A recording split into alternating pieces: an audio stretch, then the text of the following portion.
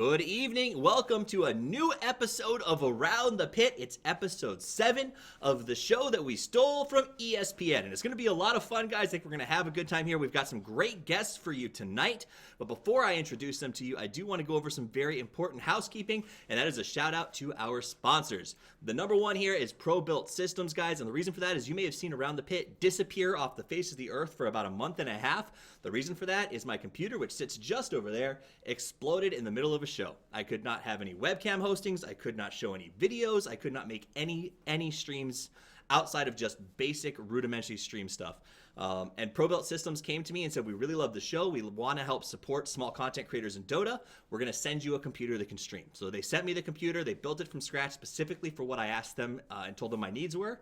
And it is why Around the Pit is back. So a big shout out to those guys, because without them, there's no way that we could have done the show or continue to do the show. So if you love it, support them. At least tell them you appreciate what they've done, because they made a big play and invested a lot of money in the show. So thank you very much for that, Pro-Built. Razer and Asus also for their support. Asus providing a lot of the parts to go into the computer, as well as a laptop for travel, and Razer for obviously all of the equipment that we use to put the show on, keyboards, mice, and all of that fine stuff. So thank you to you guys for supporting the show. Thanks to the viewers for being here. My name's Toffees. You can find me at Toffees TV. But more importantly, the people who matter, who make this show what it is, are the guys on the top row and ladies, and we're going to introduce them to you right now. Number one, a man who does not have his first name. In fact, I want to point this out. None of these people have their first name on their Twitter accounts, which I found interesting. So I didn't include it in the listing because it wasn't listed there, and I believe in privacy. But this is Lyrical Dota. I've heard him go as Lyrical Gangster. I've seen a picture of Tupac, so apparently he has identity crisis, but he's joining us here today. Either way, the man, the mystery, the legend, how are you doing tonight? I'm doing absolutely fabulously. Really excited for the show. And yeah, I don't know who I am. I don't even put it in my Twitter account. Well, you know, that's the myth of the mystery that is social media. Number 2 on the list, the second person, the one anchoring us in the middle of the screen, is Nahaz Dota. You know him as Alan. We all know his name, so I'm not going to pretend that you don't. But he, the professor of Dota himself, has deemed it to come to us from on high and sit here in the doldrums to talk Dota as all of his friends fly back from Star Ladder. Nahaz, how are you doing tonight? I'm doing great. I'm wondering if now that ESPN is the ESPN of esports, do we have to stop stealing their ideas? Gosh, I hope not. I think I varied enough that I can get away with it. But hey, ESPN of esports, if you'd like to move around the pit to your channel, just get in contact with me. And last but not least, one of the biggest names in emerging Dota, a woman who recently got to travel to the summit, who came out of nowhere and has the tenacity and casting, what do you want to call it, ability to go for hours on end, the Iron Woman of Dota herself, LLamaDownUnder. I don't know how it's not Llama passes out at the end of the night, because I think you cast 12 to 15 hours at a time, but you are joining us here for the show. I don't even know, is it the morning over there, or is it the evening? I don't know. I actually work in Seattle. Oh, so. well, that's easy. I no longer feel bad about asking you to stay up late. So this is Llama from Seattle, not from Down Under. I am Australian, but I work in Seattle. Fair enough. Okay. So that's how you get so much work. You're connected to Valve. It all makes sense now. Well, I actually know one person who works at Valve and have been like sucking up to them more and more as I've gotten into Dota. I'm not even kidding. I'll be like, hey, and he's like, I don't work on Dota. Don't talk to me, Llama. And I'm like, hey. How about that Overwatch beta? No. Wait, that's Blizzard. Oops, my bad. Company. I'm sorry. My bad. Oh, hate me for that. All right, so let's do this thing. Guys, if you have not tuned into the show before, it is incredibly basic. I guess it's really about as simple as it goes when you talk about what we're going to do here. And we are going to have a conversation, have a bunch of topics listed for you. The first one that you voted on will be Alliances Back. And what we're going to do is every topic gets 8 to 11 minutes based on the Around the Pit theme. At the end of the time for the topic, I will buzz this. And that means the topic is over. If at any point we feel that a player has talked too long or is just becoming annoying, we can buzz them. The other thing you might notice on the top left of each player's screen is a number. We will add points or subtract points based on what they say and how I feel about it. You can also kick in over on Twitch chat and let us know how you feel as well. The player with the most points at the end of the game gets A, a soapbox all to themselves to say whatever they want, and B, they win the Aegis and a chance to give themselves a rebirth on the show at any time in the future. That means that if you hold an Aegis and you see a guest announce who you really want to take on one-on-one, you contact me and they can say, Toffees, I want a spot, and we will do everything we can to get them that position on the show. So the Aegis can be very powerful. Currently, we have Swindle Melons holding an Aegis, LD Dota holding an Aegis, and Skim holding an Aegis, and any of them are welcome back anytime that they choose to return. So that's the basics of the game. There's also one rule that doesn't get used a lot, but you should know about it. At any time during the match, any of these players can ask for a soapbox. One time during the game, they can declare a soapbox that gives them 1 minute to talk about anything that they choose regarding the topic they ask for it on. That's to gain some points, to prove themselves right, or to continue talking about a topic that has already been buzzed out if they feel like it needs to be addressed. At the end of the show, we'll have a lightning round and then determine the winners. So that's all there is to it. It's a long explanation, but trust me, it's going to be an awful lot of fun. So with that said, let's get this show on the road. The first topic, as voted by the viewers, is going to be none other than Alliance is back, ? What do you guys think? I mean, how could it not be the top thing that everybody wants to talk about? First of all, it's like, this is the team that I feel like gets the biggest, I don't necessarily want to say like bandwagon-y fans, but at least I feel like they're willing to support them through anything. And while WCA, I'm still up in the air as to whether or not that should hold as much weight. Winning Star Ladder, at least to me, like the way that I saw those games get played out, it was just so strong, particularly the series against Liquid. I felt like, to me at least, that was, while EG is the bigger headline, the gameplay that I saw from Liquid was so strong out of Alliance. That's a fair point. 100% agreed. I think if you're questioning that at this point, what's your definition of back? Now, I guess the biggest caveat, right, is we still don't know, I feel, a lot about the 6.86 meta and where it's going to fall, because I expected the shift in the meta to be a little bit more dramatic over this last weekend than it was. As it was, the picks and a lot of the gameplay looked like a lot of things that we saw in the qualifiers. We didn't necessarily see those top teams playing for the first time in the new patch bring out all these pocket strats that maybe a lot of us expected. But in that environment, I think when this patch first came out, it was a meme at first, and then it got serious, and now it's certainly serious. We said they buffed all Alliance's heroes. They buffed their favorite style of play. EGM was playing some probably the best Dota that he had in 2 years for 4CNL before this. It's all kind of come together at the right time for them. And yeah, they're a top team again, period. I also think there's something to be said for a lot of people mentioned their heroes being buffed, but obviously they've gotten back into stride and working well together. It's actually something that we saw Liquid excel at in the qualifiers. There's obviously a lot of trust between them, and Alliance showed that too. And we all know that basically you can win Dota even if you lose all your lanes if you come and work together, re-C-Deck. And also that right now it does feel a bit like playmaking mids are in style, and Alliance have realized this. They keep putting S4 on these high impact heroes who make a lot of difference. And I actually think if other teams who have playmaking mids, cough cough Na'Vi, do that, it could help a lot too. Let me refine that a little bit, because I that was one of the things that struck me about Alliance over the weekend, is that there's obviously been this trend over the last couple of patches that mid has become much more a farming position, to the point where first EG and then a lot of other teams actually started giving Arteezy, their traditional two players, farm priority as the game went on. What Alliance did this weekend is really shift that and farm the side lanes almost exclusively, and put S4 on the kind of utility initiating heroes like Puck that had really fallen out of favor over the last couple of patches. And it worked very well for them, because as the meta has evolved in the last couple of patches, the rotations, especially in the early game, and the support plays have become more and more focused on ganking mid early. And the way that they were running their setups, you care a lot less about S4 getting ganked. Yeah. The other thing that I'll say is, like, the early game rotations, the teamwork, that's all like doubled down on in the late stages of the game.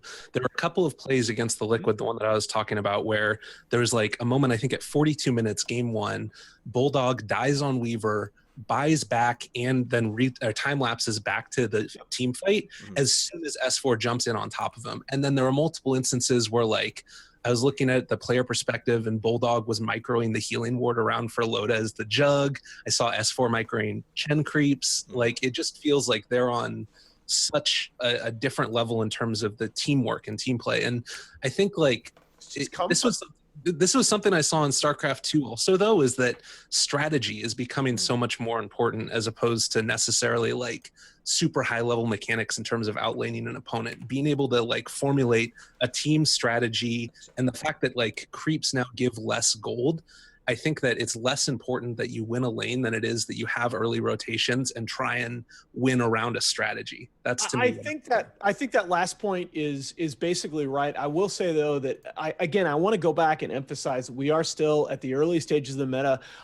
Where we are right now still reminds me a lot of ESL New York and MLG Worlds, where anytime you're in a new meta and teams are still figuring out those strats, lane dominance is going to be at a premium, and that's what you saw. Alliance was very, very solid in those lanes, and that sets up a lot of their plays. But it's just the word that strikes me watching them this weekend is comfort. They just they look so comfortable playing together. I mean, my favorite stat in a long time, Admiral Bulldog and Ake both got their record 150th wins on a single hero in today's final. Ake on Chen and Bulldog on Nature's Prophet. The next closest player-hero combination is Kuro with 118 on Rubik. So it really is just being able to go back to those comfort heroes for them is just a huge deal. And as you said, having heroes, it's really hard to ban out against Alliance right now. I feel like you don't have enough bans for their comfort heroes. And with Chen being back in the meta, it's very easy. We've seen other teams, not just Alliance. Obviously, Team Spirit rolled their way through the major qualifiers with a lot of this, and even Liquid picked it sometimes. But picking up the Chen, making sure you have a very good Chen player like Aki, set the tempo of your entire game, and you just roll from there. And then you say, hey, this is when we're going to push, this is when to group up and work together, like Lyrical mentioned. So in the game. One more point, though, that I want to make is this is also these last couple events, and specifically this weekend, is the first time since that event that I have seen Admiral Bulldog look like the Admiral Bulldog that won that team, TI3. Admiral Bulldog finished this weekend. He had 579 average GPM.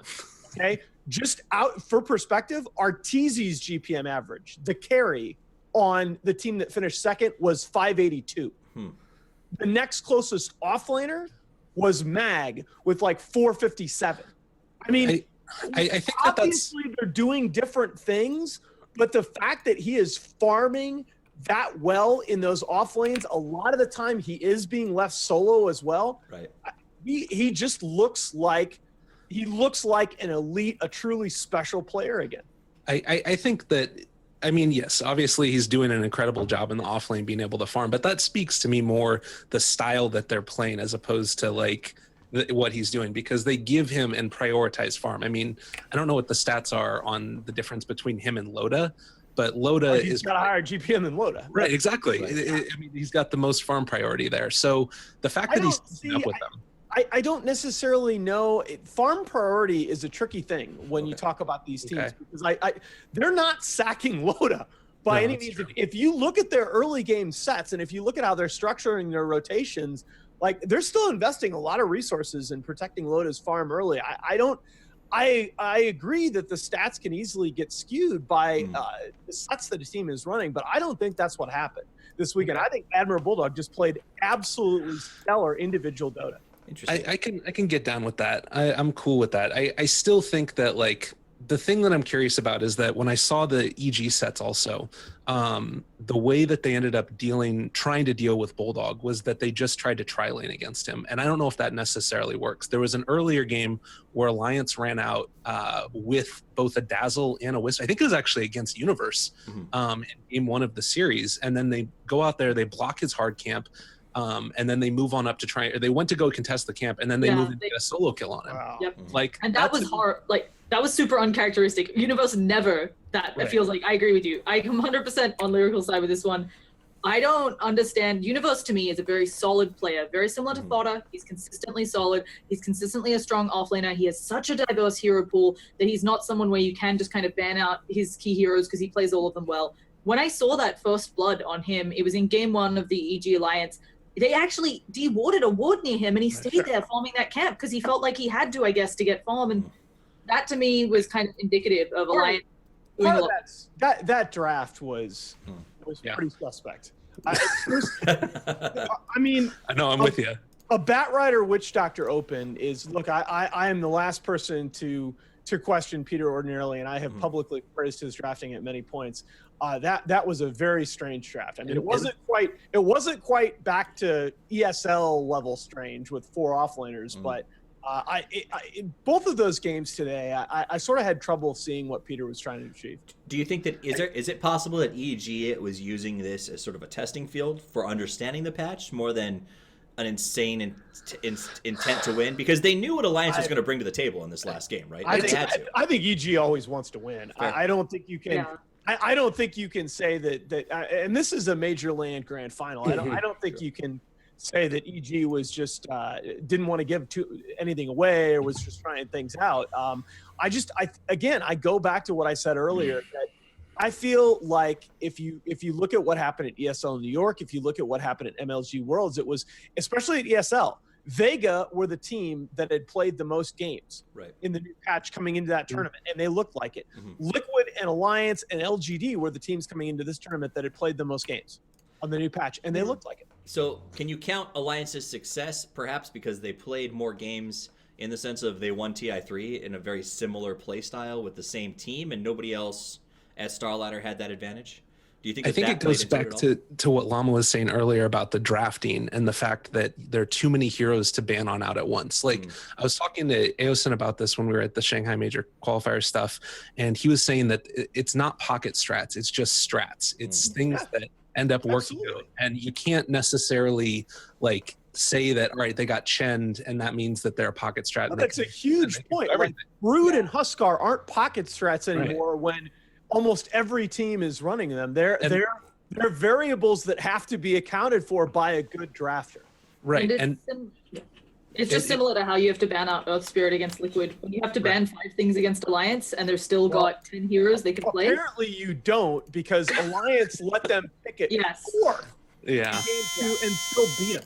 All right, that is all the time that we have for that topic. If you want to soapbox more about it, you are more than welcome to, but it is time to move on to the next one. So that was Alliance. Are they back? It sounds like it's still up for discussion in the long term, but so we will keep watching and waiting and hoping and praying. The next topic we're going to do is one that I think I'm interested in. I want to hear Nahaz's opinion as well as the others, but mostly because Nahaz is also an educator.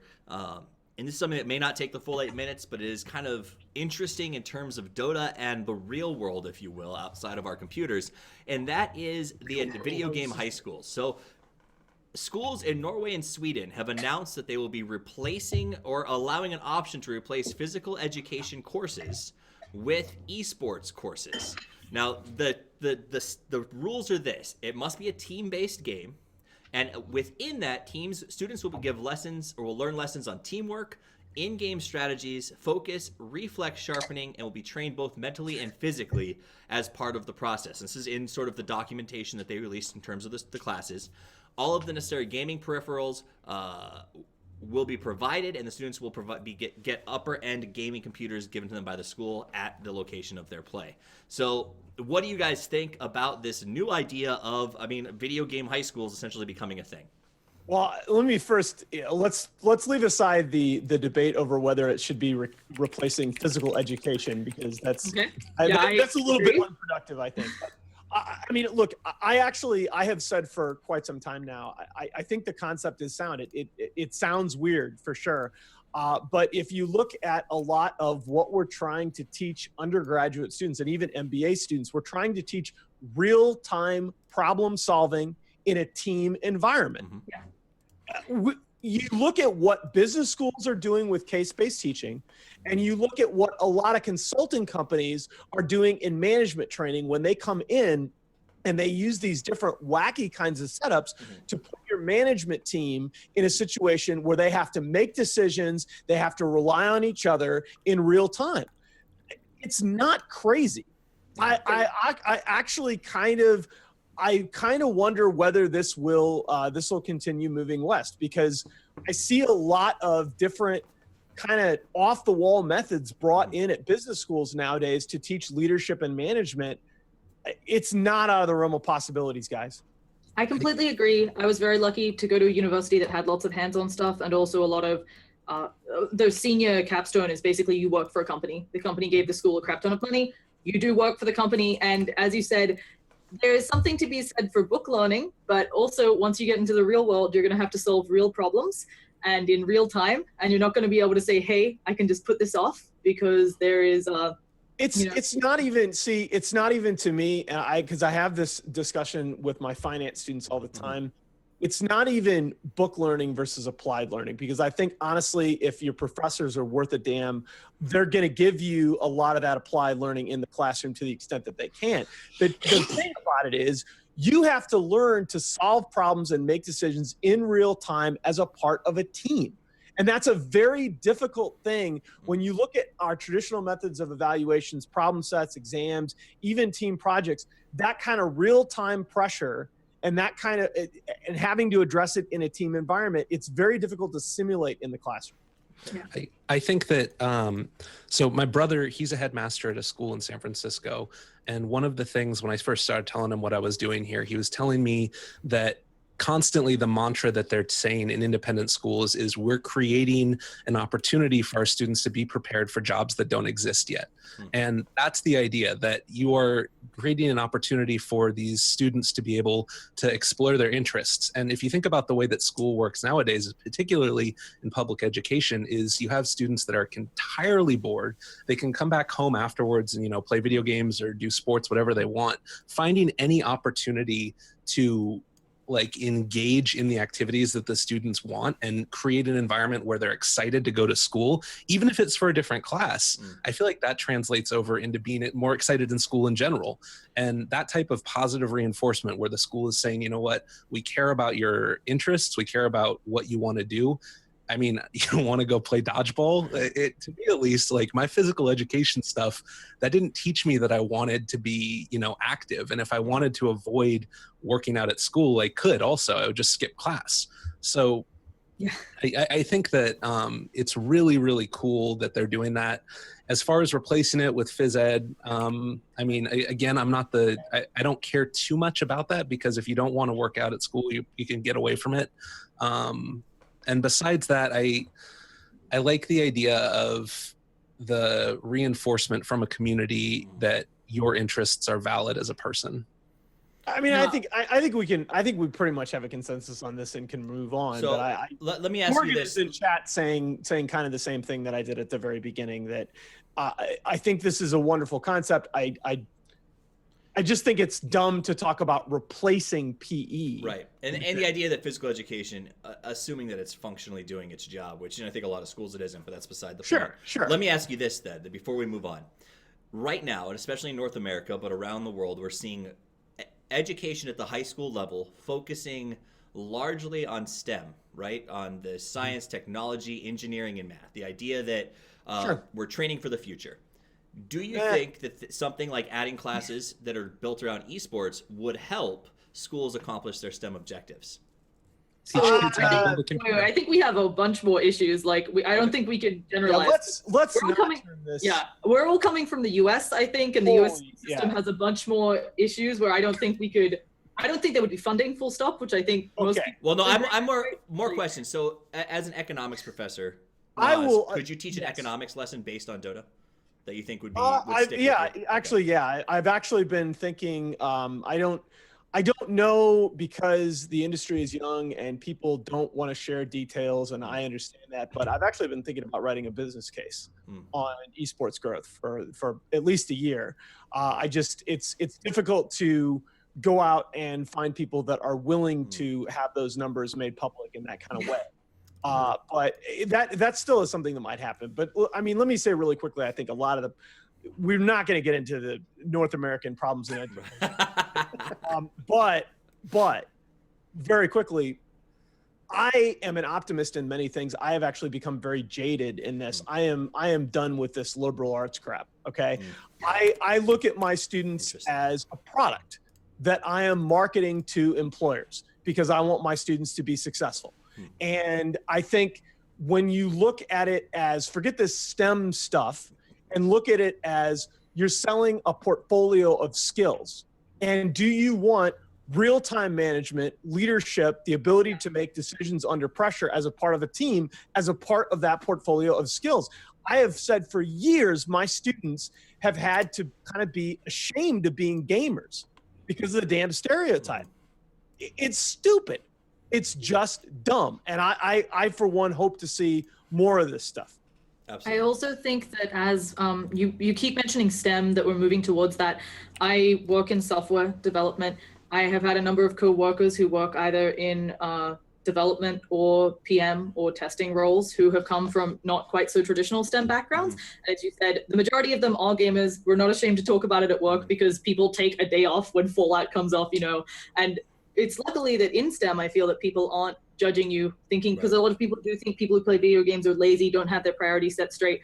But also that, as Nahaz mentioned, it's really about having good management skills and being able to make decisions. Because we also had people coming up from a philosophy major background who excel in STEM because, as you said, just using their background and using what they learned, they are able to make the decisions. They are able to prioritize things correctly. So I think it's more about that. So we're gonna end the topic here, though I will say it sounds like we could have a pretty interesting conversation about liberal arts education versus focused educations at the collegiate level. We won't do it on this show, but I would be happy to chat with you anytime you want to, Nahaz, about the value of liberal arts education college. Well, I'm just happy. I just took a moment to ban Cart because, Nice.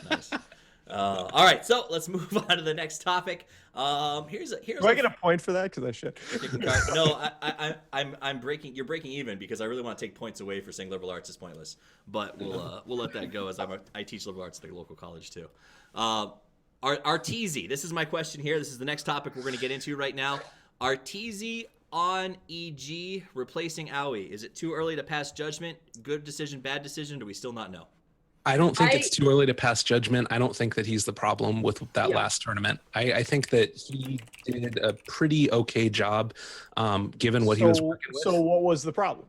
The problem was the drafting. I think the problem, honestly, was the drafting. You talked about the first game. I think the second game also, they saw a Chen and they saw a lone druid. Can I put you on the spot for a moment? Sure. Can you give me examples of where the drafting failed outside of that series? Outside of that series, no, I think that they did fine in every other series. And like that series right there, I mean, particularly the last game, they drafted a Chen and a lone druid. They ended up going with Zeus for the counter push, but they already had a vengeful spirit that was going to be able to get a decent amount of farms. So you're going to be able to swap on in the Zeus so he can't even move on up to try and push the wave back. And even if you do, I mean, in that sort of mid-game scenario, static field isn't doing enough damage anyways. So you draft into that also a Spectre. Like Spectre's not going to be able to come online. They were taking down the tier 3 tower and taking the top racks by the time she didn't even have a Radiance at that stage. So like, at least in my eyes, I don't think that this means that PPD is a terrible drafter. I also think that Sumail got tilted by S4 a little bit in that first series when he got solo killed by the puck. I felt like I saw a decline in his play. And at least in the first game, it felt like it compounded on himself and he had lower net worth than the IO did at like, I don't know, 20 minutes into it or something. So I don't know. I kind of feel like, at least at this stage, the bigger issue and the thing that you need to focus on as a team is team chemistry. And that's where Alliance excelled at. And I feel like the reasons that they ended up taking Owie out of there were still the team chemistry ideas. And I don't think that that's the problem in that team. I think that Dota as a whole, if you want to build what's your definition of team chemistry though? Because a trusting willingness to trust the rest of your teammate, willingness to trust the draft and the in-game decision making. And that's what they said was the problem. Yeah, I think it's really hard for us to speak to this because obviously we're working off of the gameplay that we see and what we've read from people's blogs. And I have to assume, not only assume, I have to say that I think all of us would agree that teamwork trumps a lot of individual player skill. And because of that, if they really were having such issues where PPD or the teammates felt that they weren't having as great a time working with Owie and that they would prefer to work with somebody else, that's on them, and it probably is better for their team environment. Now, when it comes to stuff like draft and so on, I actually really agree with you. We talked about this earlier. When it's a new patch, the teams that adapt well always perform better. It's the same reason that I think Stock, a team who had a 15% win rate on 6.85 at the beginning of 6.86 was doing like winning over 60 games or something. It's just some teams adapt very quickly. And it does feel like they're still working through things and the patch maybe wasn't in their favor. But even still, He's playing Yeah. well. It reminded me again. I go back to this. It reminded me a lot of ESL New York and MLG. It looked like it. They look like a team that has a lot of talent, but hasn't played a lot of games in this patch, which they are. That is true. Yeah. I don't look. Obviously, on the surface of things, you definitely, with the way the buffs and nerfs have gone, Right. you definitely wish you had AUI's hero pool right now. I mean, you wish you had AUI's Chen on your team right now, because Chen is the hero. Like not just a hero, he is the hero. Absolutely. He's so much better than the next best hero right now, at least given early pro results in this patch. Although Vengeful Spirit deserves some mention too, but Well, and As you said, I think something really important. Basically, they haven't played a lot of games on this patch. Obviously, they've scrimmed. EG has two huge disadvantages. They don't have to play any qualifiers. Alliance played through a metric ton of them. Liquid played through a metric ton of them.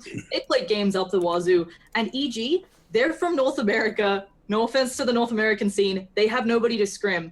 I know, talking to some other people that we've talked to in the scene. well, that by the way, complexity moving over there was a huge. Yeah, so like, who do you scrim? And you can't even scrim people in Europe. A lot of people are like, oh, you just scrim people in Europe and take the ping issue. It's not worth it. These players are too high level. Guys, I think at the end of the day, you can only do so much in scrims. Scrims are not LAN games. They're just not. And even online games, they're just not LAN games. You can't really duplicate that LAN environment as hard as you might try. I don't think by any means that EG was the second best team there this weekend. Yep. That's true. Yeah, no, totally. I think are we seriously talking about EG in trouble? no, I don't think so. And I think I don't think that it's the issue that is like in terrible problem. I do think that they wanted to be able to come out first there. I can't think anybody can deny that. But to me, what this every speaks to team more that is went there wanted to come out first. right, exactly. The thing that this speaks to me more of is that everybody is that much closer. And I talked a little bit earlier about the fact that, like, you know, strategy plays so much more of an important role. I think that the traditional ways that you would win Dota before, with comeback mechanics being introduced, with the fact that creep bounty gold is less, it's really, really important to have like a coexisting teamwork that relies on each other and are willing to rotate. I mean, CDC, you know, you can look at it there, and Alliance now doing it too. It feels to me that you need to prioritize differently, just on making sure that you trust in it and that you draft well and have a big player pool. I think that's a really good. I think that's a good sequence of observations. My big thing is, a lot of people are talking right now about 686 and how it's a little bit clowny, and you know, Sumail had his tweet, yada yada. I actually think some of the individual hero changes are a little bit weird. I think the team have done since the disaster that was 6.82. Okay. I think the team have done a really, really good job with the global mechanics, because what had happened is this change to comeback gold had this cascading effect that affected all aspects of the game. And the team have done what they needed to do to put things like split pushing back in the game. Yeah. Okay. And I think that's part of the richness of Dota, is that you have these different strategy sets. That the most universally hated meta is TI4, and the reason that it's most hated is because all teams only did one thing. Yeah, that's true. You know, people. It's funny because as hard as some people bitched about Rat Dota, I mean, by the end of TI4, we were dying for Rat Dota. Yeah. Totally. Yeah, I can completely agree with that. I think that really it's about making more things viable and making more play styles viable. And when you do that, having a bigger hero pool is going to become really important. And, you know, you talked about Chen being the hero. Think about game one between EG and Alliance also. They ban out the Chen. They end up going for Nature's Prophet IO instead. Like, that combination of being able to have the global presence, then there's just too many threats. There's too much stuff being thrown at you. And I think keeping drafts open and being able to really draft effectively it's just too important right now. Absolutely. Okay. Anybody else have a last thought on that topic before we move on? I like the points that Lyrical's made in this segment, just because I think These are things that I've been talking about building over time. And what you're seeing right now is the interaction between those general concepts, the importance of strategy, and you're getting to see teams that are already at such a high strategic level in an environment where they're adapting to a new patch that is so much more drastic than 6.85. It's a lot of fun right now. All right, so we're gonna give Lyrical 2 points for getting the Nahaz blessing on his right. his topic run. So What am I? I'm giving other people points. That's not effective. what a great professor! What a great teacher. Okay. All right, so Lyrical takes out. Let's move on to the next topic. And this one, I think I'm going to spin off of the fact that you guys brought up how important teamwork and team synergy is, as we talked about EG. And that is the recent change that came out of Na'Vi. Axmo was kicked. And there was a citation of eternal conflicts. Yeah. The change to the team is one thing to talk about. And then after we finish that, we want to talk about how does Na'Vi come back? I mean, in the sense of how do they become relevant again in the scene? They got their Star Ladder invite. It was a chance to prove themselves. It didn't work. What now? So obviously with the Axmo thing, I think there have been a lot of documented incidents of there was some issues meshing there. They've been playing together for quite a while. I remember casting them in Star Ladder. It was kind of the core of Dicha, Rod, Dendi, and Axmo all together with various other stand-ins. And I thought they played very well together, but it does seem like, obviously from outbursts on social media, that there are some issues with Axmo. Mm-hmm. And if they choose to boot him, I think that's up to them, right? Obviously, they're the ones who get to decide who they want to keep and who is making their situation better and worse. I think they booted him. I suspect they booted him largely because they have a line on somebody better. That could be, and I was actually wondering when I read the announcement, I read the timing of the announcement. My immediate response was, I think they have a line on a Yoki or a Mag, and that's just a better option. That team needs stability. And it does seem like go for it. It does seem like that would help them a lot, because I really do think on this patch, if you can get, obviously Dendi, he is a playmaker mid. A lot of the heroes that we saw Alliance dominating with, I think you could have Dendi play a lot of S4 type heroes that make a lot of big plays. And then having an offlaner, a good offlaner, like you just mentioned, Nahaz, one of those other free agents floating around in CIS to also help make the space or help out with making big plays or getting farm. Like, it just sounds like a match made in heaven for what they need on this patch. So hopefully that'll help them, but it is unfortunate that we do see so many roster shuffles.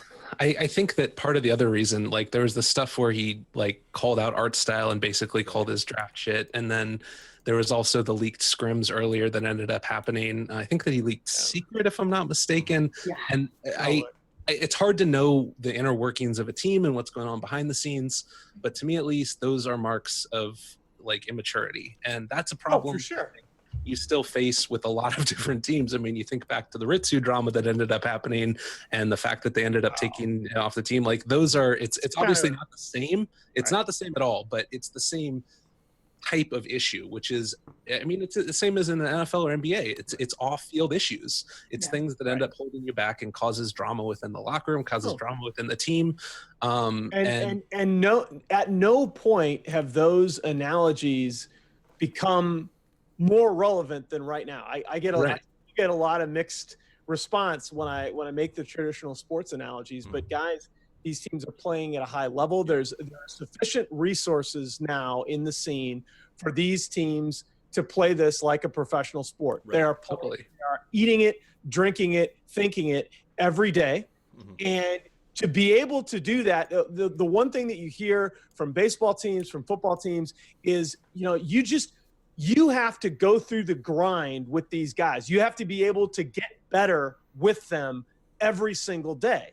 And those off-field issues become just a huge impediment in that context. And that's why the single biggest thing I think that Na'Vi needs right now, they've got a young, incredibly talented 4-position player in Seneko. They've got a young, incredibly talented carry in Dityara. I think they need that veteran off-lane presence. By the way, Art Styles drafting, I am still not sold on that. But you don't say it. Like, if you're on the team, you don't say it. No. I am not questioning the fact that the kid messed up, that Axmo messed up, and you don't call out your own captain's draft during a tournament. Yeah. But I do not know. I am not convinced that Na'Vi can be an elite team again with Art Style as captain. I would be delighted to be proven wrong. I actually was hearing some folks joking about how Gold Black obviously a lot of us have liked Gold Black's innovative drafting on Team Spirit. It's something that pushed them through a lot of the qualifiers.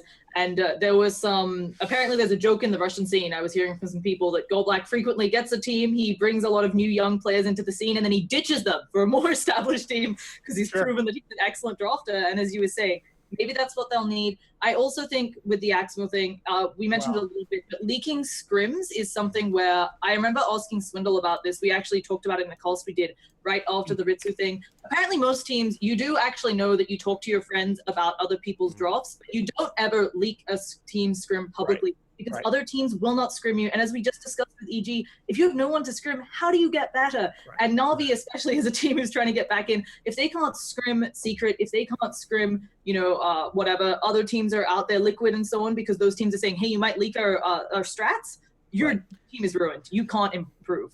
So. And can I say, how is Dendy not back when Pudge is so good? This is something that's got to happen. I think because Pudge is not a mid. Well, let me ask you this.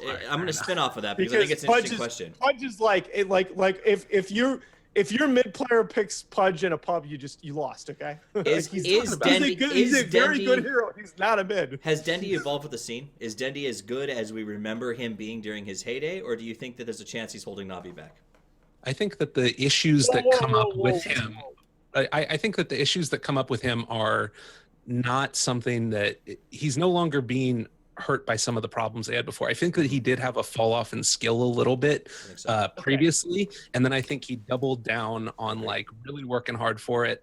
And then now the issues that come up with him are somewhat minimized because he can occasionally get slightly outlaned and then come back with his huge playmaking abilities. Agreed. No, but Dendy, Dendy earlier in his career, Dendy was the best technical laner in the game. It's been at least 2 years now since that was true, and probably more like 3. I mean, Dendy used to he was basically the only guy. He was double the next average denies, for example. He was the only guy that focused on denies in lane. But that time's long past. And you got off this segment, Toffees, by asking 2 completely divergent questions. Right? Out. Is Dendy the Dendy of 2-3 years ago? No. I don't think Daniil himself would claim that. I think if you ask yourself if Dendy is as good now as he was 2-3 years ago, and you even think of saying yes, you're delusional. Is he holding Na'Vi back? I think that's I've heard a couple of people arguing that. I think that's a very difficult case to make. If you can watch that team and honestly call Daniil the kind of weak link, I just don't agree with that. And there are a couple of people that I respect that have made that case to me. I am nowhere near ready to go there yet. I think it comes back to a couple things we've already mentioned. One, Dota feels like it's a lot closer than it used to be. Teams are grouped up. A lot of the skill levels are being more balanced. But 2, okay, so let's talk about Dota 1. We had people who spent 10 years learning as much as they did about Dota 1. And then now we have patches that drop every now and again in Dota 2. Where huge amounts of stuff changed. The map changed, for goodness sake. We were still back in Dota 1 with people 10 years on it finding juke spots, guys.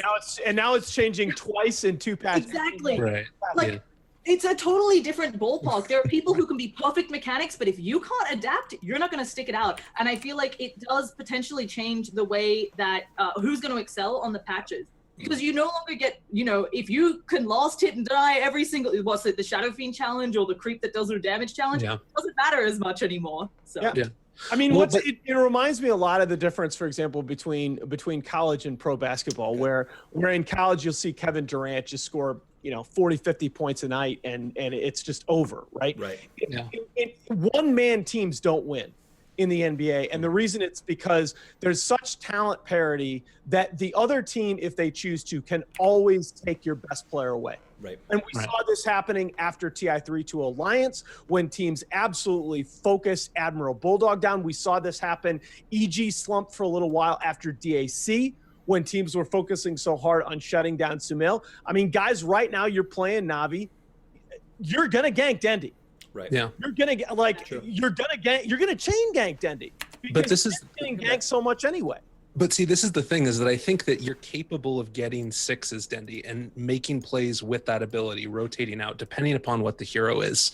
And I don't, like you talked about the outlaning being. You got to be, but that's again, that thinking is somewhat dated. Okay, to be able to have the big spectacular playmaking mid. Remember, for at least the last 2 or 3 incarnations of the Pro Dota meta, at least at a high level, mid has been a more defensive farming position. Right now, where we're at, on the player. Okay, to beat almost all the top teams. Right now, where we're at, if you want to have your mid roaming around the map wreaking havoc, you got to be winning your other couple lanes. And Na'Vi is not consistent in their other couple lanes. That I can agree with that. I think that that's the issue, though, and that's what you need to fix is winning the other lanes. I still think that Dendy wants to be roaming around and making plays around the map. That's no doubt. That's to me the strongest part of his play. And so if you go around the map and you try and secure the other lanes with your other heroes, maybe you just go down to one lane that's having trouble within the game and having a good in-game decision making. And maybe that's again where it comes back to the captain making good calls throughout it, saying we need you to come down here and make something happen, or you know what, you're okay, you can sit there a little bit longer and get the next level up. Like it doesn't feel to me that the problem is with Dendy. No, I don't think you have to necessarily either like change the type of heroes to fit the general meta. I think that there's so many different styles that are viable now that you can run a style where the mid runs around and makes stuff happen. So but I think I don't know whether you were being nice. I think you hit on it in that speech, that it really, to me, again, I would love to be wrong about this, but if you made me pick one single problem with Na'Vi, they don't look like a well-captained team right now. And again, that can have to do with individual players and how coachable they are. But art styles leadership is not something right now I have confidence in. All right, that's all the time we have for that topic. Wrap it up. That's good. So before we jump to the next one, I do want to make sure that I say this because it hurts my heart if he were to ever believe it was not the case. I adore Dendy. I've been a huge fan for a long time, and he's probably one of the 5 players I'd geek out over if I ever met them. Where's my buzzer? When I get a chance to meet them. So I just want to say that I don't necessarily think that Denny's the issue, but it is a topic that's been discussed, and it needed to sort of be brought up so that we could address it. So just in case Denny, I don't want him mad at me next time I see him. All right, God. Let's jump to the next topic. This is the last full topic we're probably going to have time for tonight before we go to the lightning round. And it is the return of the DC Dota Cinema Captain's Draft. It's just around the corner. It's a very popular tournament. People absolutely adore it because you get to see heroes that don't often get to be seen in the meta. It's sort of a come up with ideas on the fly sort of thing. Are you excited about it? And do you think that the change to the format will significantly change how much we enjoy this tournament? For our viewers, what are the changes to the format? They've significantly expanded the amount of heroes available in Captain's Draft, and that's mainly the point of it. The old days, you had a very small pool that you had to deal with what you had, and now I think it's up to 42, is it, or something like that? So, and let me tell you the reason that they had to do that. So, Captain's Draft is a very fun game mode, and it was a very fun tournament. But if you look overall, first pick in Captain's Draft used to have something like a 60% win rate, and that was entirely a function of the limited selection of heroes. I think they had to make some kind of change along these lines.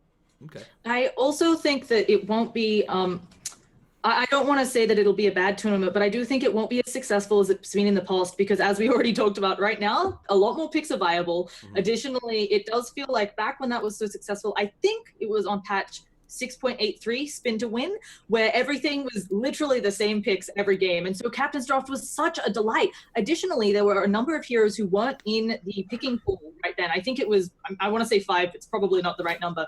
Right now, it's only 2. Not sure who's going to be, do we have Ricky specialists right now other than Ortizi? Well, I don't know what the deal is. So I feel like it's not going to be as exciting just because we won't have as many outside of the pool heroes, but I still think it's always a fun tournament, as you said, to see teams adapt on the fly. I think you're underestimating how quickly the meta can change. I really do think there are a lot of possibilities in this patch that I don't think have been explored by some of these teams. Some of them not even in scrims, and I think there's still the potential for for some real fireworks in this tournament. And I also think they've got a good group of talent covering it. It's going to be a really good event. I think that they have a good group of talent covering it. I don't think that the games are going to be good, at least to the level that you expected before. I'll go out and say it right. Now, do you equate that to the change in format, or just because of the type of meta? Tournament? To the meta. Okay. Right now, I don't believe that the meta is going to shift so drastically that we have one set thing. Like we saw the most dominant person that we had, the most dominant hero that we had in the meta outside of Chen was Death Prophet, and we saw her get shut down by the end of Star Ladder. They had abilities to be able to own her just with a good solid draft. But isn't that? But I think that argument cuts in both directions though. Like we're learning a lot about these heroes in real time with each game. And in Captain's Draft, you are going to get 5-man lineups that you would not see in other game modes. I think that even has the potential to make it more exciting. By the way, Death Prophet struggling is not a mystery. Death Prophet is the worst hero in the game with buyback. Yeah, I mean, Death Prophet, DK, all of that. I do agree that there could be a lot of shifts. And part of what also made me super excited about the last Captain's Draft, I have to say, it was back. I think Fnatic was still around. Am I right? They won the last one. They did crazy pickups. It was the old Fnatic team that everybody loved, that wasn't performing so well, and then won the Captain's Draft, and everybody was like, great, I can be a fan of this team again. OG isn't participating. I don't necessarily think that would be unfortunate. There are other captains who pick funky stuff, but for me, a lot of that was why I enjoyed it was Fnatic fan.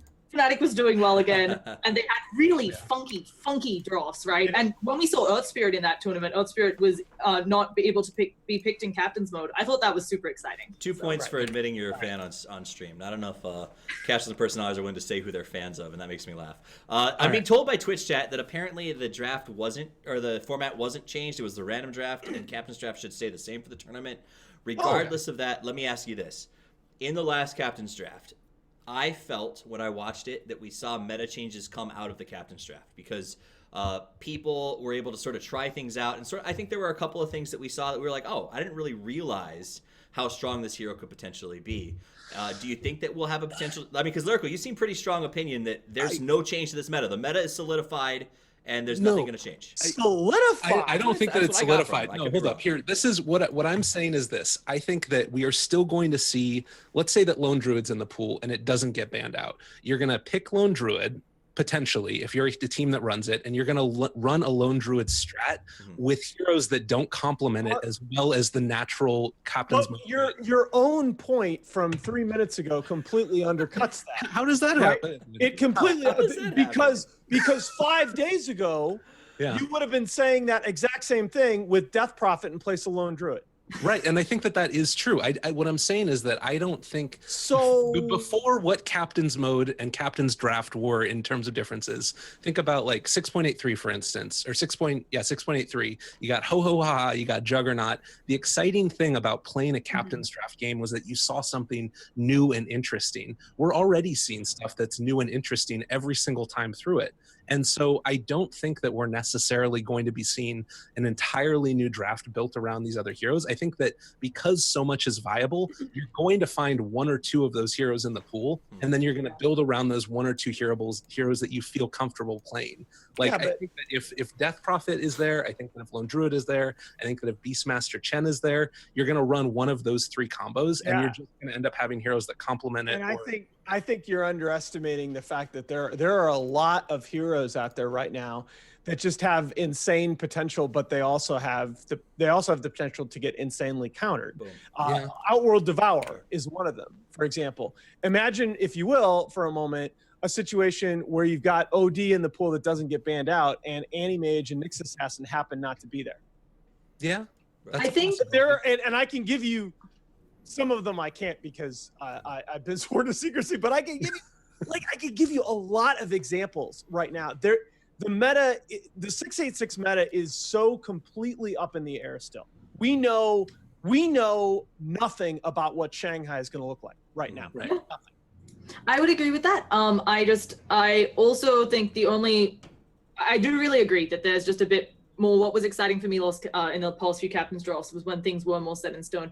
I am really excited to see if we see new meta things, though. As you said, it does feel like anything is viable. And we've already seen that, right? As you said, people pulling out the last pick OD, people pulling out last pick really weird business. I'm excited. Maybe someone will pick Elder Titan, please, maybe, kind of. But we've been seeing that. People forget to ban stuff as well. So, you know, who knows? We'll see funky stuff. I'm excited. Please, Elder Titan. To me, I do think you'll see Elder Titan get picked up before Huskar. Okay, well, that's, yeah. It was so terrible. Right. I don't know that necessarily though. Like you talked about the last pick OD. I don't know if that makes it a good game though. Like it just means that OD is gonna shit on everybody, right? Like that's kind of what happens. You know what I mean? I understand, yeah, Yes. and I do think it's very interesting to see. Yeah, I mean, there's always that potential, but that's kind of fun too. I That's guess. true. in And a that's more what fun and way. that's what leads to these unbelievable. Like that's the thing. It's chaos, right? Mhm. And that's what leads to these unbelievable comebacks. Absolutely. So I think it sounds like we're all in agreement that it'll be fun to watch. It becomes tough though, right? Because the prize pool for the captain's draft got so ridiculously big in past tournament inceptions that captains came to me and said, "We thought this would be fun, and now it's Yeah. intensely serious." Do you think that that'll happen again, or do you think that maybe it'll standardize a little bit because we've seen sort of compendiums dissipate and maybe not be as big on pushing prize pools up? So I've seen multiple tournaments announced right now, which have said that there will be prize funding, crowdfunding of the prize pools. I'm not sure how that's happening. If there are no compendiums, I'm not sure if Valve has actually said, Well, "Hey, there's no. You don't understand. It's not. No one has said there are no compendiums. Gotcha. yeah." Canada Valve has not come out and said, to my knowledge, Valve has not come out and said, okay, we're not doing the compendium thing anymore. They've just been items submitted to the workshop have been so Yeah. slow Yeah. getting through and getting approved. Like the Summit 4 had all of its Yeah. stuff in ready to go Right. well ahead of time. Like I was, oh my God, you want to talk about me getting pissed. I was reading the crap about, on Reddit about, the Summit 4 has this tiny prize pool. Is it still a good tournament? Oh my Lord. breaking your keyboard. They just- had all their shit. It's not about the size of your prize pool, guys. Yeah. Well, Oh, It's about the my. quality of games that come Hey. out on your LAN. There we go. There you go. All right. That's all the time that we have for this topic. If you want a soapbox, you are allowed to. I thought for a second Nahaz was going to pull one out and go crazy on us, but holding yourself That back. I still may respect happen, It still may but- happen. All right, guys. Possibility. So that's it for the deep rounds, the sort of heavy talking stuff. What we're going to do now is a lightning round. Everybody gets 1 minute on the clock to comment on a topic that I will provide you. I will still award points on we that. don't get to choose our own? Nope. Get known. Get wrecked. Once game. All right. All right. I'm not saying that's the only lightning round. We'll also potentially do that as well. We're going to switch it up a little bit because I think that something interesting happened with Star Ladder and Alliance winning, and I really want to hear your direct thoughts on it in terms of addressing the team and the fans who've stuck with Alliance for so long. So you get 1 minute. And in that 1 minute, each of you gets your turn to, I want you to address Alliance as a team directly or their fans. You can kind of tell them what your wishes are, what you were proud of them for, what you think they need to do next. Just address the team and address the fans because Alliance fans, like C9 fans before the debacle, are some of the most stalwart out there. And I think that they probably love to hear a little something like this. So 1 minute on the clock. We'll start with you, Lyrical Gangster. You can say anything you want about Alliance. Go. Well, I am, as you can see right here, a Golden State Warriors fan. And for having a squad that was so terrible for so long, and then finally having some type of, recovery, a miraculous comeback, to me at least, I feel for you, all of you Alliance fans out there.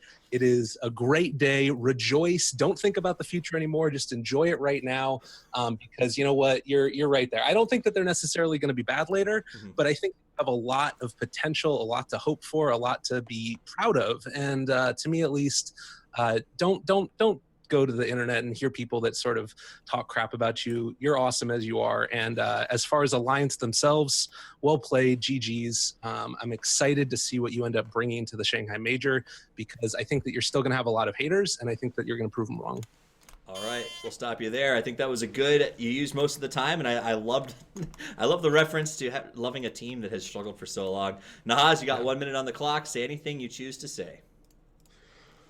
Probably my favorite sports quote of all time is by John Wooden, coach of UCLA for many, many years and many, many championships. And he once said that to win takes talent, to repeat takes character. Okay. And I think that more than anything else is what you've seen out of Alliance in the past month or two. You've seen unbelievable character. This is a team that, as Lyrical mentioned, had been really struggling, downtrodden, completely inconsistent for the last couple of years. And they went over and won a WCA tournament. And that's the thing. People talk about the problems. People talk about the problems with that tournament as if it should somehow invalidate their win. What about talking about those problems, making that win even more? Thank you. They traveled over to China and beat a lot of really good teams and won a tournament under adverse conditions. And then again, this weekend, Alliance was a hair's breadth away from not even playing a game at Star Ladder 13. They were almost out. They come back to win. What a run.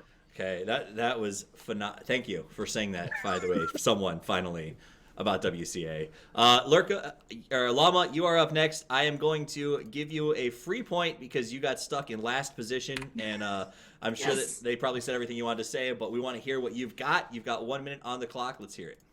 Okay, Alliance fans, I know none of you are watching this because you should have gotten lit as fuck last night, cheering over their win. So I know you're all passed out in ditches somewhere after celebrating. But thank you all for staying hard, fans. I think fans that are able to stick with teams or various players or whatever, just stay in with who you believe in. Actually cheering for a team is what makes part of this scene great. So you're all awesome. Secondly, as we've all talked about, they are some of the nicest people. I consistently hear from everybody in the scene that Alliance, all of their players are super nice. Really I was lucky enough to get an interview from Loda randomly. I asked them if they wanted to after a match I costed. They said yes. None of the other tier 1 teams even talked to me. So they have a special place in my heart, and I'm always happy to see people do really well who are really nice.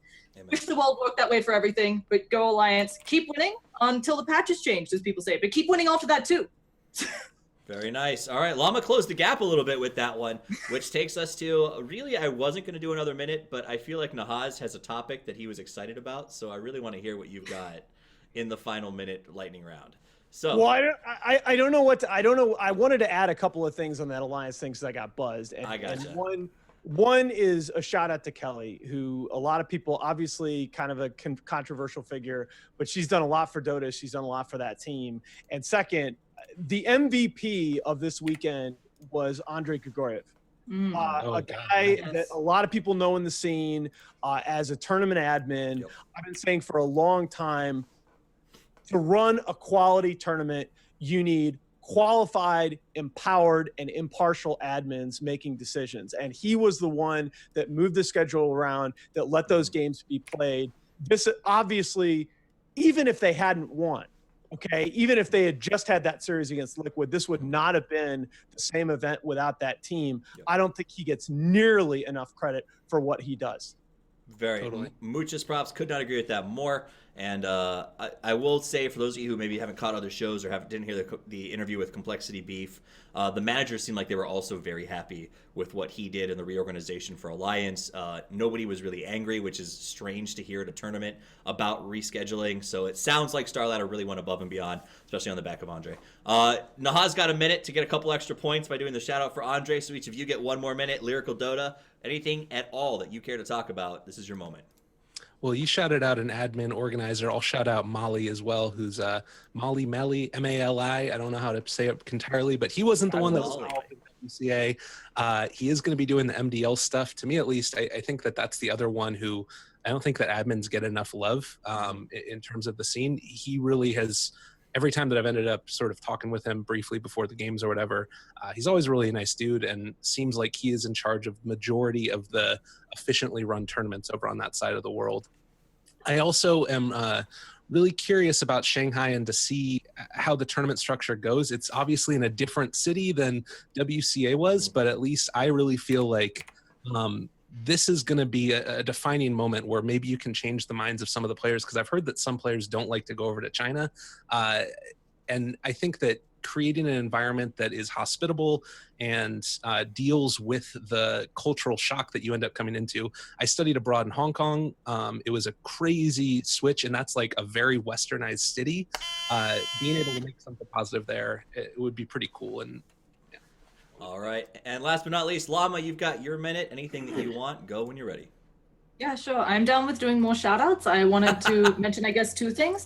I also agree, a lot of the admins, I feel like you've got a job that's very similar to a janitor or a IT person, in that if you're doing everything perfectly, people don't think you exist. And if anything goes wrong, everybody shits on you. So I think that they do a great job. I think that occasionally things are going to be problematic, and they try to handle that best they can. The second thing I just wanted to say is shout out to all the teams I think the famous thing we saw that's been circulating Twitter and Reddit is the shot of Alliance just sitting on the stage, like on their knees, signing thousands and thousands of cool. hundreds of things. But I love that we're in a community where the teams appreciate their fans so much, and our fans appreciate their teams for all of the memes that we spew on Reddit or Twitch or whatever. I think it's beautiful that we do care so much and that people show their love. So thank you all for being awesome, all of you out there, and thanking all the teams who show their fans love as well. I'll throw a little soapbox out there if in the end, if I'm still capable of, because I'd like to double down on that. Is that a possibility here, or are we at the end? Are you declaring soapbox? The game isn't over yet, so you can do it. All right, 1 minute for Lyrical. He wants another minute. This is the longest minute run we've had. I love it. Do it. All right, so this is what I was going to say real quickly. You talked about the fact that the community is creating awesome little, abilities to improve the scene. Mm-hmm. To me, the fact that we go back to crowdfunding of events, we go back to supporting streamers, we go back to everything else. Dota 2 community gets a bad rap in terms of the general consensus that we're a toxic community. I want to blow that out the water, because we're not. It's just that there are some small minority assholes who are out there and can make your pubs terrible. I had a guy that I was casting games for like 3 months or something. This one dude out there, who I'm going to shout out, Mr. Pink Tops, he put together a crowdfund for me to get a new computer because I was casting on a shitty laptop, and raised $300 or so to be able to make that happen. Like, this is a community that is willing to get behind people that they believe in. And to me, at least, that's something that's awesome. So shout out to the community. All right, I like it. So if he's gonna do that, you saw him. He saw the points. I did see what I want. Like, and that's with 2 points spotted from me earlier. Thank you, Coffee. So I was gonna save this for my little victory lap, but I do have to. I have to get something in here. All right, soapbox it up. Your minute starts now. On a very serious note, I don't want to call anybody out, and I don't want to name any names. Okay. But I want to say something that's very important to me personally. We've talked about the Dota 2 community here in the last couple minutes, okay? Being a personality right now in esports is a responsibility. Guys, let's have some professionalism, all right? Let's get rid of these jokes about sexual assault. Let's get rid of homophobic slurs. Let's get rid of this shit. Guys, I know I'm going to get painted as a social justice warrior, okay? We can't be getting in physical altercations at LAN events and then making jokes about it at the next LAN event. It's the wrong message. We are trying to legitimize esports to the world right now. There's a lot of money at stake, and more importantly, there are a lot of very talented young people whose careers are on the line and whose livelihood depends on the continuing growth of this industry. Let's cut the crap. Yeah. Obviously, I agree. I think most of you who've worked with me know I have a girlfriend. I'm a woman. You may have noticed. I don't know if you two did. I see you're wearing glasses, Nahaz, so I don't know. But I feel like it's I'm old still, yeah. I want 2 points to say on this. Obviously, I would love it if the community would be more accepting, and I do think that we're moving towards that. And I also want to say it's being a lot nice. It's not nearly as bad as I expected. What I've experienced moving in esports as a woman, as a queer woman, and it's really nice that it has been not nearly as bad as I expected. I steeled myself for awful reactions, and there's Twitch chat, there's Reddit. I get some interesting messages about things people have opinions on, but it's not as nearly as bad as I expected. And as you said, I'm really happy that there are people in our community who are willing to say, hey, can we be a little bit more professional and a little bit less awful? And I think that's awesome. I'm so happy we're moving in that direction. So Absolutely. All right. So obviously there was no buzzer there because I think buzzing that topic would make me a soulless individual. That said, the scores are in. The finals have run. Lyrical Dota put up a hell of a fight towards the back end, demanding that soapbox, but it did not pan out because Nahaz had a speech ready to go in his pocket. Muchos respect to Lyrical's performance. 41 points. He finishes tied for second place with LLamaDownUnder, who had a massive comeback. Again, gets herself to 41 points as well. They both almost got Nahaz had they said the soapbox before he did, because I could not agree more with your points. Nahaz pulls it out at the last second, gets himself the 46 and the Aegis 4 return. So congratulations, Nahaz, on winning tonight's show. You have one more minute if you want to use it. If you feel like you've already gotten out what you want to say, you don't need to. It's up to you. I want to clarify, guys. I have fun with Twitch chat. I have fun with the Reddit memes. Okay. I'm old, but I can still have my fun.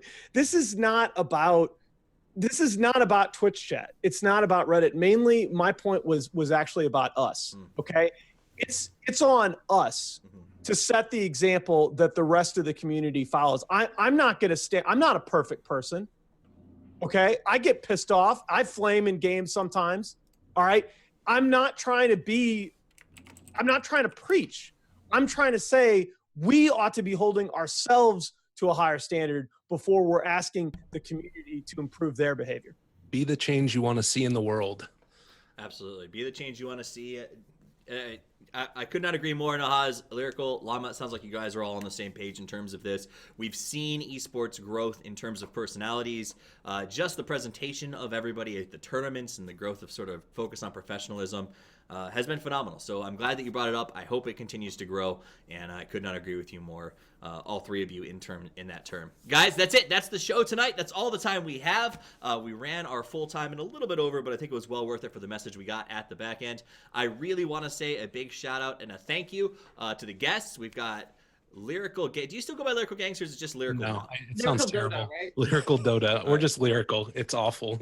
That's what I thought. Okay, Oh, it's great. so Lyrical Dota, you can find him at Lyrical Dota, spelt just like it sounds, over on the Twitter.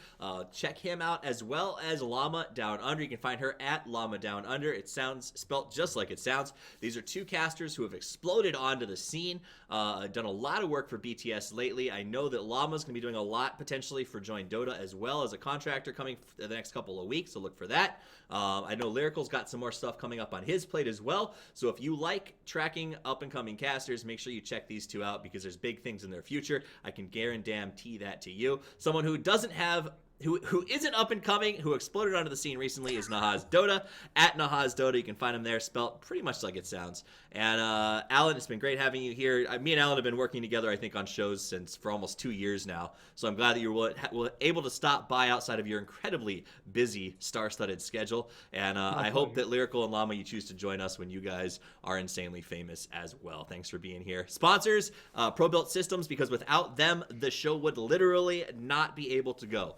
So thank you to you guys, Razor and Asus as well, as the show is powered by them. And a big thank you, number one, to everybody who supports the show and the viewers like you, to steal a line from PBS. You help fund it, you help source it, you help host it as podcasts. You guys are amazing. I think Lyrical already brought it up. The community in Dota is phenomenal. I'm glad to be part of it, and I appreciate you guys tuning in for things like this. Remember, you can get the podcast if you miss it on or just iTunes. Search Coffee with Toffees. This is under the Coffee with Toffees podcast, since I can't afford to host more than one podcast right now. Second, if you can want it, you can get it on the YouTube if you ever miss it, and just follow me on Twitter at ToffeesTV if you want to know when the new episodes are coming out. There'll be nothing next week because of the fact that there will be next week because Super Bowl is the week after. So nothing Super Bowl weekend, but next week, Sunday, we will have an episode. We're working on guests right now. I heard a rumor that Toby might be stopping by, so come in and check it out. I will tweet as we get updates on the guest list. And of course, Nahaz, you've got an Aegis, so come back anytime you want. Do I get to dumpster Toby? If you choose to dumpster Toby, you are more than welcome to join. This gonna be good. It's gonna be good. Tune in next week, guys. My name's Toffees. Thanks for stopping by, and as always, Toffees out.